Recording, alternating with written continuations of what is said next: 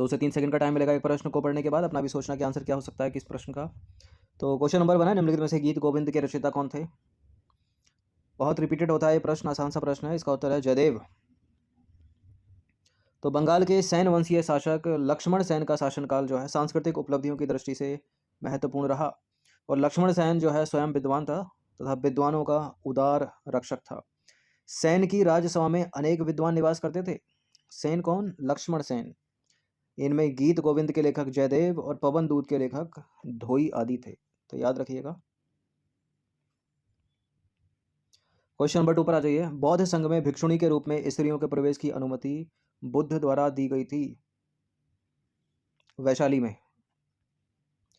तो देखिए वैशाली में ही सबसे पहले बुद्ध ने प्रथम बार महिलाओं को भी अपने संघ में प्रवेश की अनुमति प्रदान की तथा भिक्षुणियों का संघ स्थापित किया। और संघ में प्रवेश पाने वाली प्रथम महिला बुद्ध की सौतेली माता प्रजापति गोमती थी। क्वेश्चन नंबर 3 पर आ जाइए। प्रोटीनों के पाचन में सहायक एंजाइम है, इनमें से कौन सा है? यहाँ प्रोटीएज एक प्रोटीन पाचक एंजाइम है। ठीक है, डी है इसका आंसर। अगर ट्रिप्सिन होता ऑप्शन में तो ट्रिप्सिन भी एक प्रोटीन पाचक एंजाइम है। तो प्रोटीएज जो है प्रोटीन को पचाता है और यह प्रोटीन को पेप्टाइड्स में परिवर्तित कर देता है। इसके अतिरिक्त ट्रिप्सिन भी एक प्रोटीन पाचक एंजाइम है। ट्रिप्सिन जो है वो खाद्य पदार्थों से प्रोटीन को जो है अमीनो एसिड में, अमीनो अम्ल में तोड़ने के लिए पेप्सिन और काइमोट्राइप्सिन नामक 2 अन्य प्रोटीन के साथ काम करता है।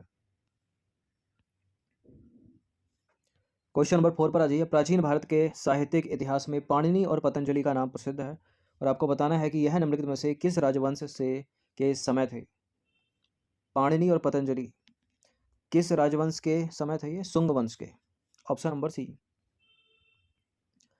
तो पाणिनि और पतंजलि जो है शुंग वंश या शुंग काल में थे। पाणिनि ने अष्टाध्यायी की रचना की है और पतंजलि ने महाभाष्य।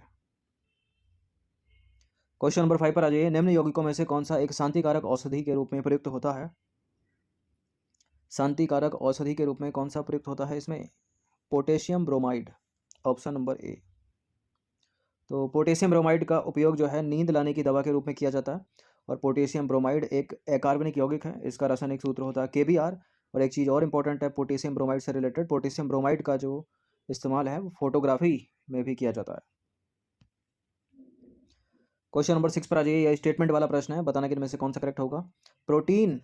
विटामिन एक प्रकार के कार्बनिक यौगिक हैं। कार्बनिक यौगिक जो शरीर के सामान्य वृद्धि तथा रोगों के रक्षा के लिए आवश्यक होते हैं। ठीक है, विटामिन शब्द का प्रयोग जो है फंक द्वारा 1911 में किया गया था। ये प्रश्न इंपॉर्टेंट है SSC के एग्जाम्स में, CHGL, CHSL, ठीक है, और रेलवे, ठीक है, SSC CPO बहुत पूछते हैं इस प्रश्न को। और स्टेट PCS के लिए भी याद रखिए इसको। फिलहाल ये दोनों के दोनों करेक्ट हैं, दोनों सी है इसका आंसर, फंक नामक वैज्ञानिक। क्वेश्चन नंबर 7 पर आ जाइए। जो लोलक घड़ियाँ होती हैं वो गर्मियों में सुस्त हो जाती हैं, क्यों हो जाती हैं? क्योंकि लोलक की लंबाई बढ़ जाती है। तो सरल लोलक का आवर्तकाल जो है प्रभावी लंबाई के वर्गमूल के अनुक्रमानुपाती होता है। और लोलक की लंबाई बढ़ने पर आवर्तकाल बढ़ता है तथा घटने पर घटता है। और गर्मियों में जो है ऊष्मीय प्रसार के कारण लोलक की लंबाई बढ़ जाने के कारण आवर्तकाल भी बढ़ जाता है, जिससे घड़ी सुस्त हो जाती है। याद रखिएगा इस चीज़ को। क्वेश्चन नंबर 8 पर आ जाइए। निम्नलिखित में से किसके सिक्कों पर बगदाद के अंतिम खलीफा का नाम सबसे पहले अंकित हुआ? किसके सिक्कों पर? इल्तुतमिश के सिक्कों पर। इल्तुतमिश ने जो है कुतुब मीनार को पूरा कराया था। कुतुब मीनार की नींव जो है कुतुबुद्दीन ऐबक ने रखी थी। ये प्रश्न पूछा जाता है। अभी हाल ही में BPSC में पूछा गया था ये प्रश्न कि कुतुब मीनार को किसने पूरा करवाया, तो इल्तुतमिश ने। तो इल्तुतमिश के सिक्कों पर जो है बगदाद के खलीफा का नाम सबसे पहले अंकित हुआ और इल्तुतमिश की पुत्री रजिया सुल्तान। क्वेश्चन नंबर 9 पर आ जाइए। 1937 के चुनाव के पश्चात यूपी में गठित मंत्रिमंडल में किसको वित्त विभाग सौंपा गया था? किसके पास था 1937 के चुनाव में वित्त विभाग? रफ़ी अहमद किदवई के पास। तो 1937 के चुनाव के पश्चात यूपी में गठित मंत्रिमंडल में जो है रफ़ी अहमद किदवई को वित्त विभाग जो है वो सौंपा गया था।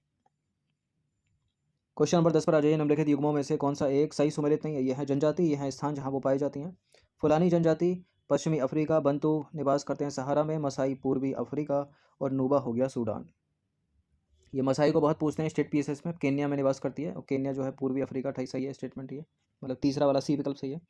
नूबा जनजाति सूडान में, ये अफ्रीका महाद्वीप की बात हो रही है, सूडान सही है। फुलानी जनजाति पश्चिमी अफ्रीका, ये भी सही है। ठीक है, अफ्रीका को कुछ अगर इस तरह से माने हम तो जो बंटू समुदाय है, बंटू जनजाति, देखिए सहारा है अफ्रीका के उत्तर में, ये पूरा सहारा डेजर्ट फैला हुआ है, ठीक है। तो बंटू जनजाति पाई जाती है दक्षिण अफ्रीका में, ठीक है। इसके सामने लिखा है सहारा, जो कि गलत है क्योंकि सहारा तो उत्तर में है, तो बी गलत है यहाँ पर। तो बंटू जनजाति जो है वो पाई जाती है मध्य एवं दक्षिणी अफ्रीका में निवास करती है, और बाकी विकल्प में सारे जो है वो सही सुमिलित हैं। अगर सहारा की बात करें तो सहारा मरुस्थल जो है अफ्रीका के उत्तरी भाग में यानी अटलांटिक महासागर से लाल सागर तक फैला है, और ये जो सहारा डेजर्ट है वो सूडान के उत्तर में है और एटलस पर्वत के जो है दक्षिण में फैला हुआ है। क्वेश्चन नंबर 11 पर आ जाइए। अकबर की इच्छा अनुसार किसने रामायण का फारसी में अनुवाद किया था? अब्दुल कादिर बदायूनी। तो बदायूनी ने रामायण का जो है फारसी में अनुवाद किया था। क्वेश्चन नंबर 12 पर आ जाइए। मुस्लिम लीग के लाहौर अधिवेशन 1940 की अध्यक्षता निम्नलिखित में से किसने की थी? किसने की थी? मोहम्मद अली जिन्ना ने की थी। तो मुस्लिम लीग के लाहौर अधिवेशन की अध्यक्षता मोहम्मद अली जिन्ना ने की थी। क्वेश्चन नंबर 13 पर आ जाइए।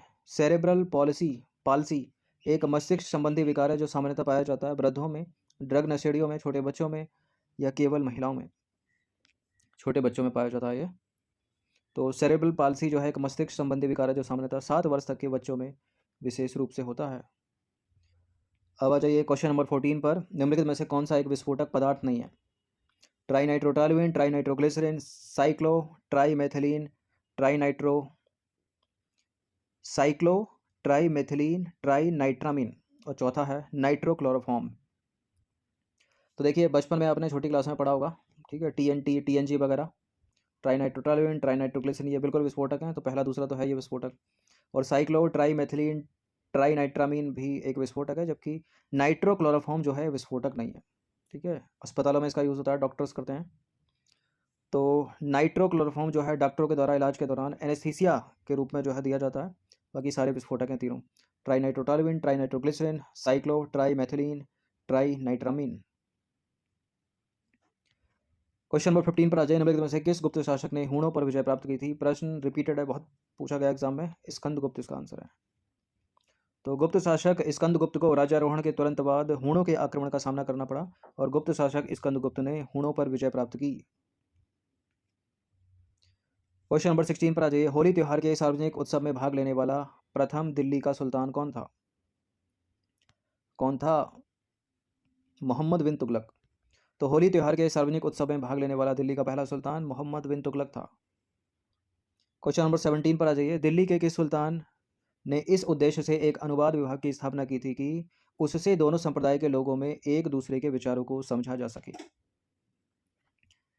यह है Firoz Shah Tughlaq, option number B. तो फिरोज शाह तुगलक ने एक अनुवाद विभाग की स्थापना की थी जिससे दोनों संप्रदाय मतलब हिंदू मुस्लिम के लोग जो है एक दूसरे के विचार को समझ सकें। बाकी ब्राह्मणों पर जजिया लगाने वाला भी फिरोज शाह तुगलक था। क्वेश्चन नंबर 18 पर आ जाइए। दलहनी फसलों के उत्पादन हेतु निम्नलिखित में से कौन सा तत्व आवश्यक है? दलहनी फसलों के उत्पादन हेतु इनमें से जो तत्व आवश्यक है वो है कोबाल्ट, ठीक है। तो कोबाल्ट की आवश्यकता होती है दलहनी फसलों के उत्पादन में। क्वेश्चन नंबर 19 पर आ जाइए। हमारे शरीर में अम्लता और क्षारकता के बीच जो संतुलन बनाता है तत्व, उसका नाम बता दीजिए।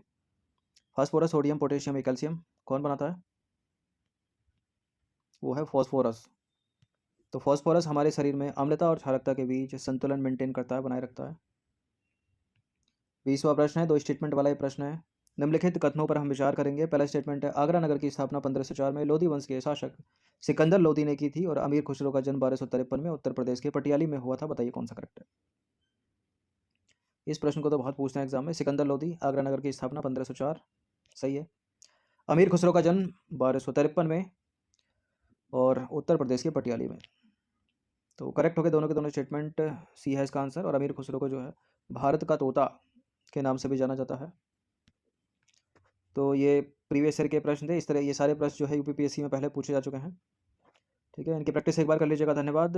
बाकी आप सिविल सर्विस स्टडी चैनल को सब्सक्राइब कर सकते हो, और लेटेस्ट टेस्ट का नोटिफिकेशन पाने के लिए यूट्यूब के बेल आइकन को प्रेस रखिएगा।